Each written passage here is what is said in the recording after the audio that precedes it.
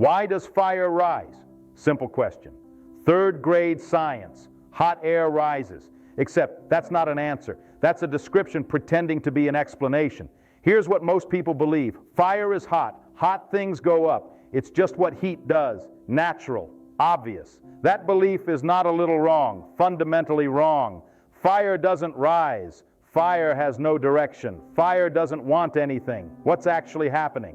Cold air is falling, and fire, being lighter, gets shoved out of the way. Upward isn't fire's choice. It's the only exit left. Here's a fact that should stop you cold.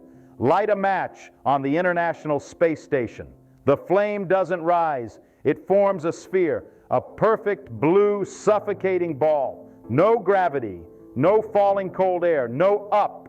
You've watched flames your entire life. Birthday candles, campfires, gas stoves. Every single one was showing you something profound about gravity and density, and you summarized it as hot air rises. That phrase is backwards.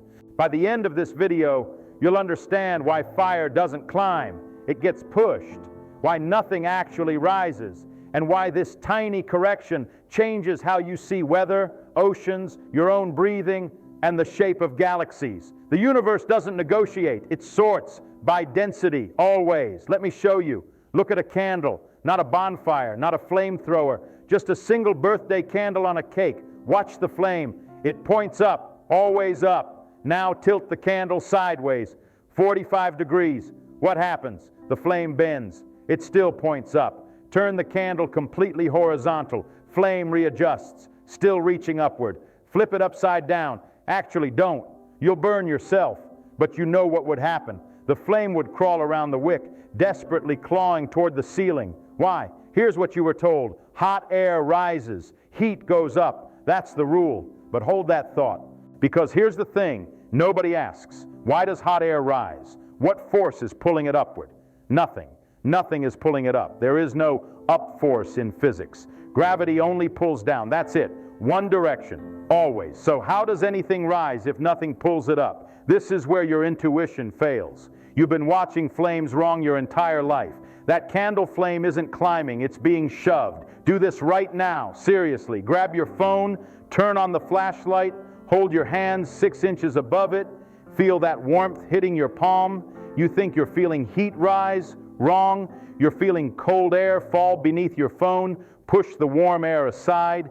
And that warm air has nowhere to go but toward your hand.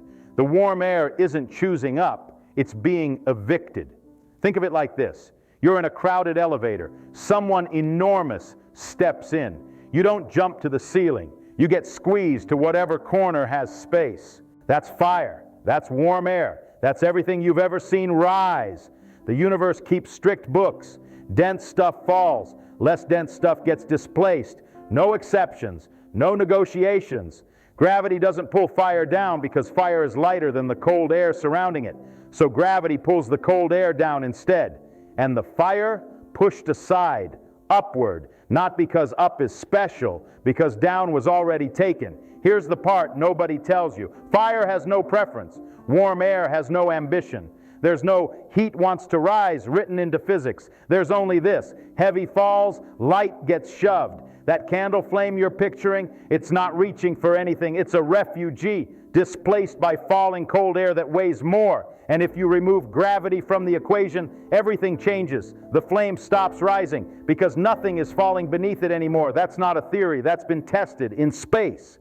And what happens is so strange, so alien, it proves everything I just said. But first, we need to understand the mechanism, the real one. Let's talk about buoyancy, not the textbook version. Not objects float when less dense than fluid. That's a fact, not understanding. Here's the real version. Imagine a swimming pool. You're standing at the bottom, water everywhere. Now picture a basketball held underwater. You let go. What happens? It rockets to the surface. Why? Your brain says, because it's lighter than water, wants to float. Wrong. The basketball doesn't want anything. It has no preference. Here's what actually happens.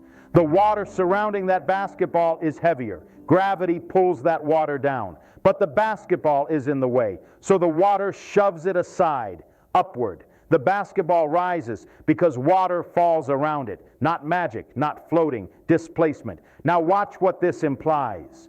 That basketball underwater, replace it with hot air surrounded by cold air, same physics, exactly the same. Hot air is less dense than cold air. Gravity pulls the cold air down. Hot air gets displaced upward. Fire rises because cold air sinks. This isn't poetry. This is accounting. The universe runs on one principle: minimize gravitational potential energy. Heavy stuff must fall. If something light is in the way, evicted, pushed up, no appeals, no exceptions. Think about what just happened. We just unified floating boats, rising balloons, and dancing flames under one rule. Density sorting, gravity's bookkeeping. Let me say that again. A helium balloon at a birthday party, a boat on the ocean, a candle flame on a cake. Same physics, same mechanism, same ruthless accounting. Heavier falls, lighter gets shoved. Here's the part nobody tells you. There's no rising force in physics. Buoyancy isn't a force pushing up. It's an imbalance of pressure created by gravity pulling down. Do this right now. Fill a glass with water. Drop in an ice cube. Watch it float. You think ice floats because it's lighter. Wrong frame. Ice floats because water sinks around it. The water underneath the cube is being pulled down harder than the ice above it. So the water slides under, shoves the ice up. The ice isn't floating. It's being displaced continuously every second. Same with fire. That candle flame isn't hovering. Cold air is constantly falling beneath it, constantly pushing it upward. It's a dynamic eviction every microsecond. Stop the falling, stop the rising. And here's where it gets stranger. You think fire needs fuel and oxygen to burn. True, but fire also needs gravity to look like fire. Remove gravity and combustion still happens. Oxygen still meets fuel. Heat still releases. But the shape, gone. The teardrop, gone. The rising flicker, gone. Without gravity, there's no density sorting, no cold air falling, no hot air rising, no convection.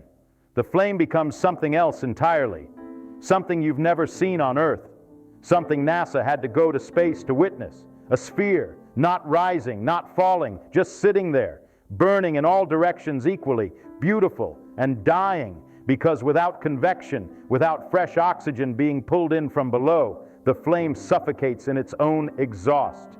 Gravity isn't just why fire rises. Gravity is why fire survives. But before we see that footage, we need to understand how humanity figured this out. One bathtub, one crown, one fraud, and a man who ran naked through the streets screaming. Syracuse, 250 BCE. King Hiero II has a problem. He commissioned a golden crown, paid for pure gold. The crown arrived, beautiful, perfect weight, but rumors spread. The goldsmith cheated, mixed silver into the crown, pocketed the leftover gold.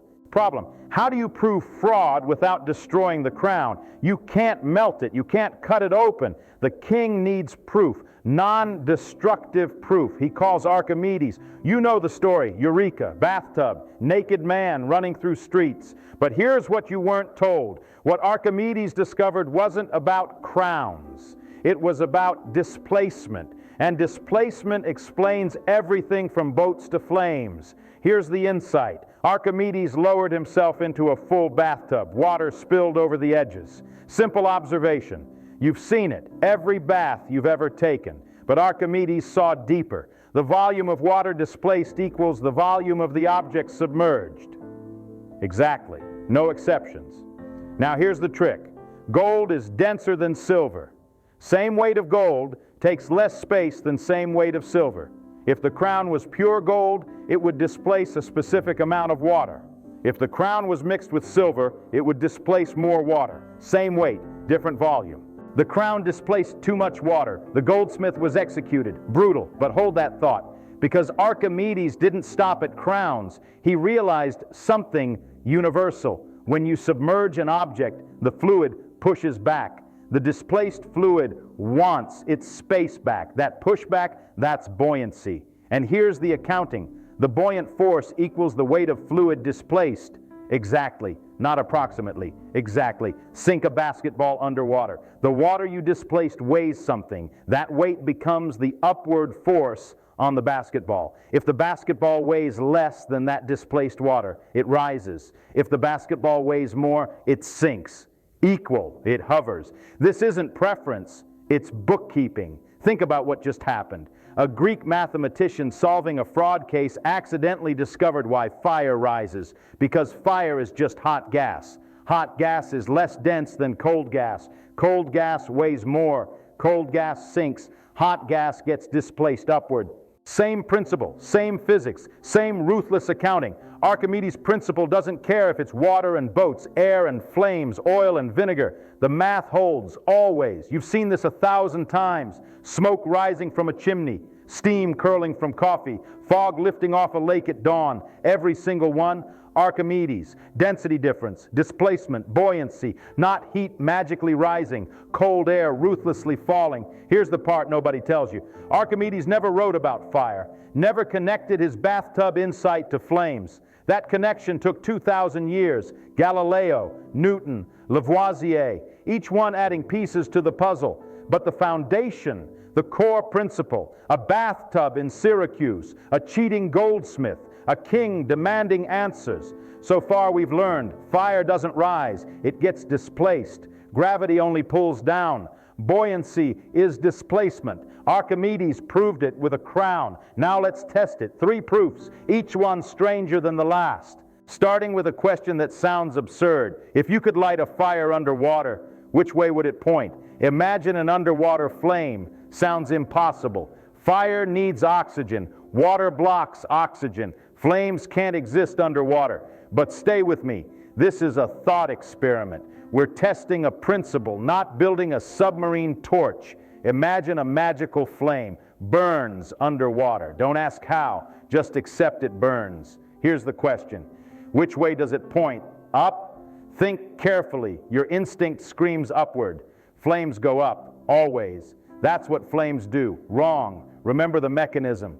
Fire rises on Earth because hot gas is less dense than cold air. Cold air falls. Hot gas gets displaced upward. But underwater, water is the surrounding fluid, not air. Hot water is less dense than cold water. True. But here's the thing. The density difference between hot water and cold water is tiny, minuscule compared to hot air versus cold air.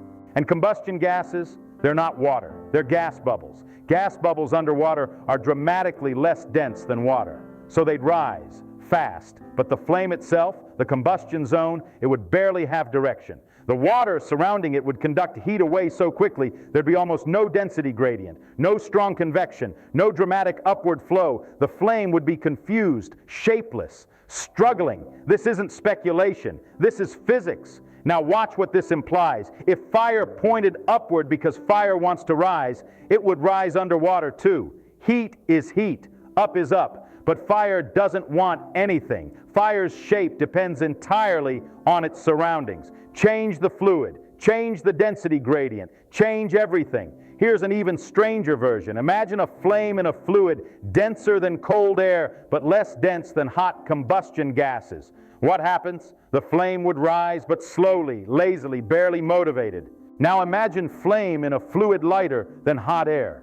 Wait, what happens then? Think about it. Hot air surrounded by fluid lighter than hot air. The hot air is now the heaviest thing in the room.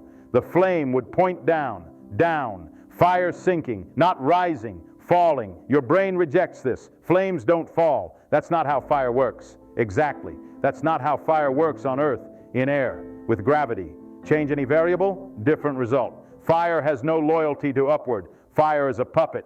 Density is the puppeteer. Gravity pulls the strings. This isn't poetry. This is accounting. But thought experiments only go so far. Let's talk about real engineering, real technology. Humans exploiting this principle for centuries without ever truly understanding it. June 4th, 1783. Annonay, France. 2 brothers, Joseph and Jacques Montgolfier. They lit a fire beneath a giant silk bag. The bag inflated, rose off the ground, floated over the town. First hot air balloon in history. The crowd thought it was magic. It wasn't. It was Archimedes. It was density. It was cold air falling and pushing the balloon up. The Montgolfier brothers didn't understand the physics. They thought smoke had a special lifting gas inside it. They called it Montgolfier gas. Wrong. There's no lifting gas. There's no rising force. There's only this. Heat the air inside the balloon, it becomes less dense. Cold air outside falls beneath it. Balloon gets displaced upward. Same physics as a candle flame, just bigger. Here's the part nobody tells you. Hot air balloons are inefficient, terribly inefficient.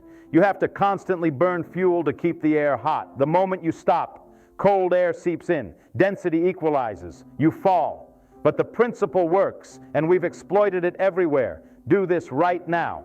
Walk to your kitchen, look at your oven. If it's a convection oven, there's a fan inside. Why? Because normal ovens rely on buoyancy. Hot air rises from the heating element. Cold air sinks, creates a circulation pattern, but it's uneven. Top of the oven is hotter than the bottom. Convection ovens force the circulation. Fan pushes the air around, even heating. We engineered around buoyancy's limitations. Now look at your fireplace, if you have one. There's a chimney, tall, narrow. Why tall? Buoyancy again. Hot smoke is less dense than cold air. It rises into the chimney. But here's the trick. The taller the chimney, the more cold air stacked above. The stronger the pressure difference, the faster the smoke gets pushed up. Tall chimneys don't suck smoke up. Cold air pushes smoke up. The height just amplifies the pressure difference. Engineers have known this for centuries, called it draft, stack effect. Never understood it was the same physics as fire. And here's where it gets stranger. Your lungs work on the same principle. You breathe in, diaphragm drops, creates low pressure zone, air rushes in, but oxygen distribution inside your lungs, partly convection, warm moist air rising, cool dry air falling, constant circulation. You've been exploiting buoyancy with every breath without knowing. So far we've learned hot air balloons, convection ovens, chimneys, even your lungs, all buoyancy, all density sorting, all cold air falling, warm air displaced. Same principle, same accounting, same ruthless physics. But all of this happens on Earth with gravity. What happens when you remove gravity entirely? NASA ran the experiment. The results are terrifying. International Space Station, 2009. NASA astronauts light a candle, standard wick, standard flame, except nothing is standard up there. The flame doesn't flicker, doesn't dance, doesn't rise. It forms a sphere, perfect, geometrical, alien. A tiny blue ball hovering around the wick, no teardrop shape, no upward reach, no movement, just a quiet dying orb. Hold that thought, because this image breaks everything you thought you knew about fire. On Earth, flames are teardrop shaped, pointed at the top, wide at the bottom, always reaching upward. We assumed that shape was fire. That's what combustion looks like. Wrong. That shape is gravity. That shape is convection. That shape is cold air falling. Remove gravity, remove the shape. Here's what happens on the space station. Fire burns, combustion happens, fuel meets oxygen, heat releases. But there's no density sorting, no cold air falling, no hot air rising, no convection currents. The flame just sits there, burns outward equally in all directions, sphere. And here's where it gets terrifying. The flame suffocates. On Earth, convection constantly pulls fresh oxygen into the flame from below. Hot combustion gases rise away. Fresh air cycles in. Continuous feeding, continuous breathing. In space, nothing cycles.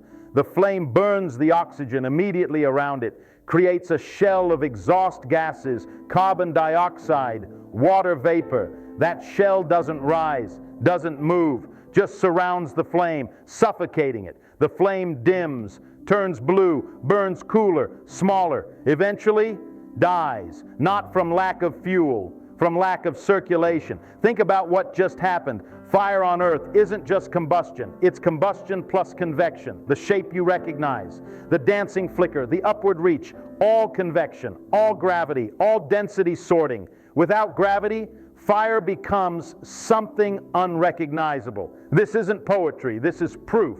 Here's the part nobody tells you. Those spherical flames burn differently. Cooler, cleaner, less soot. NASA discovered something unexpected. Microgravity flames produce almost no soot. The combustion is more complete. Why? Because without convection rushing fresh oxygen in, the burn is slower, more thorough. Every fuel molecule finds oxygen eventually. On Earth, convection is impatient, rushes things, creates incomplete combustion, soot, smoke. Gravity makes fire messy, brutal realization. The fire you know, the campfire, the candle, the bonfire, it's not pure combustion. It's combustion distorted by gravity. The true face of fire, that blue sphere, quiet, geometric, alien. You've never seen real fire, only fire filtered through falling air. So far we've learned fire's shape is gravity's signature. Remove gravity, fire becomes spherical. Convection isn't optional, it's survival. Now let's go deeper, because this isn't just about fire. It's about everything you've ever watched rise. Nothing rises. Let me say that again. Nothing rises. Not fire, not smoke, not hot air, not balloons, not steam. Nothing in the universe rises. There is no rising force, no upward pull, no anti-gravity magic. There's only falling. Gravity pulls down. That's it. One direction, one rule, no exceptions. Everything you've ever seen rise was actually getting pushed, displaced, evicted by something heavier falling beneath it. This is the reframe. This is what changes everything. Think about what just happened. Your entire life, you've described the world backwards. Smoke rises, balloons float, heat goes up, wrong, wrong, wrong, cold air sinks, water sinks beneath balloons, denser air falls beneath heat. The rising is an illusion, a side effect, a consequence. The only real action is falling. Here's the part nobody tells you. Even the language betrays you. We say rise like it's an action, like the smoke is doing something, choosing something. Smoke isn't doing anything. Smoke is being done to. It's passive, displaced, pushed. The cold air is the actor. The heavy fluid is the mover. Gravity is the only force. This isn't poetry. This is reality. Do this right now. Watch steam curl from a hot cup of coffee. Your brain says steam rising.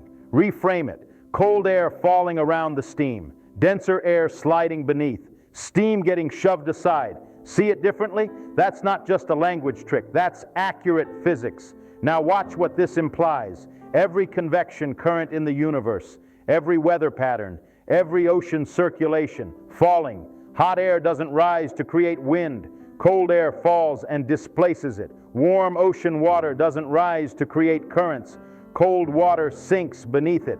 The entire planet's circulation, atmosphere, and ocean is powered by falling, not rising. Meteorologists know this. They talk about cold fronts, dense air masses sinking and pushing warm air up. But textbooks still say hot air rises because it's simpler, easier, and completely backwards. Here's the deeper truth. The universe has one organizing principle: density sorting. Heavy falls. Light gets pushed. Gravity is the sorter. Density is the criterion. Everything you see, flames, clouds, balloons, smoke, is just the universe organizing itself, sorting by weight, constantly. Reality doesn't issue refunds. Heavy falls. Light gets shoved. No exceptions. But if this principle governs flames and balloons, what else does it control? The answer is bigger than you think, much bigger. Let's zoom out, way out. That candle flame on your table, same physics as a hurricane, same physics as ocean currents, same physics as the circulation inside your body, same physics as galaxies forming. Hold that thought. Hurricanes, massive spinning storms, hundreds of miles wide. What powers them? Warm ocean water heats the air above. That air becomes less dense. Cold air falls beneath it. Warm air gets displaced upward, fast, creates a vacuum effect. More air rushes in, starts spinning. Hurricane born, not from rising, from falling. Now the ocean. You've heard of the Gulf Stream, warm water flowing from the Caribbean toward Europe. What drives it? Cold, salty water near the poles is denser. It sinks dramatically, pulls surface water along to replace it. The entire ocean circulation, the global conveyor belt, powered by sinking, not rising. Falling water moves the planet, and here's where it gets stranger. Your blood. Heart pumps blood through your body. True. But circulation inside your tissues, partly convection. Warm blood from active muscles rises. Cooler blood sinks, creates microcurrents. helps distribute nutrients. Your body exploits density sorting without you knowing. Now zoom out further. Galaxies. When galaxies form, dense regions collapse first. Pull in surrounding gas. Less dense regions get displaced outward. Density sorting, cosmic scale. Stars form from the densest collapsing regions. Lighter gas gets pushed to the edges. Same principle, same accounting.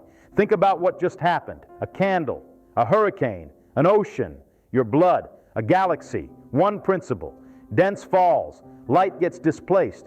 The universe keeps strict books. From the smallest flame to the largest cosmic structure. Same rule, same accounting, same ruthless sorting. You've been watching it your whole life. Every candle, every cloud, every breath. Now you finally see it. Look at a candle again. Different now, right? That flame isn't reaching upward. It's being pushed, evicted, displaced by invisible cold air falling beneath it.